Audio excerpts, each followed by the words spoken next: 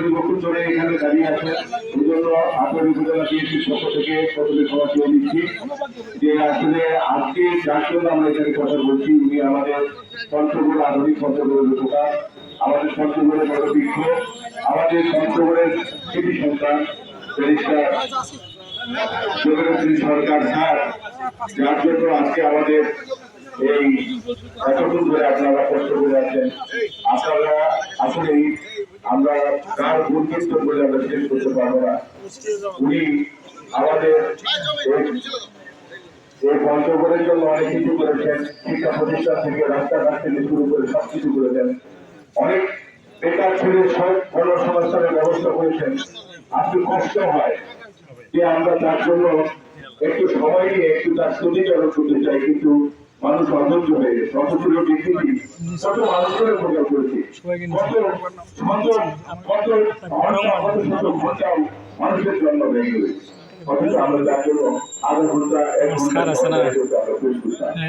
আমি আপনাদেরকে বেশি কিছু বলবো না। আমরা আমাদের মরুক, আমাদের আজকে যার জন্য আমরা এখানে দাঁড়িয়েছি, আমাদের দেখা ব্যারিস্টার জহিরুদ্দিন সরকারের আমরা স্মৃতিচারণ করবো।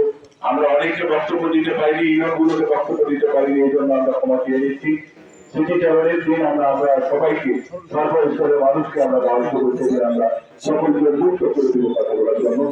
আমি একটু বলতে চাই, আমাদের নেতা ব্যারিস্টার পঞ্চগড় এক আসনের সংসদ সদস্য ব্যারিস্টার মানব জমি আপনাদেরকে একটা আপনাদের কাছে দোয়া চেয়েছেন এবং ওনার প্রবল ইচ্ছা ছিল যে এখানে উনি এখানে একটা জানাজা করাবেন এবং বিমান বাহিনী এবং সেনাবাহিনীকে দিয়ে একটা আমাদের হেলিকপ্টার এখানে দিয়ে একটা কথা ছিল, কিন্তু আজকে ওনার বাড়ির সামনেই এক কমর পর্যন্ত পানি, আবহাওয়া অত্যন্ত দৈনিক, যার জন্য আমাদের এখানে নিয়ে আসতে পারেনি। এই জন্য উনি আন্তরিকভাবে দুঃখ প্রকাশ করেছেন এবং আপনাদের কাছে ক্ষমা চেয়েছেন।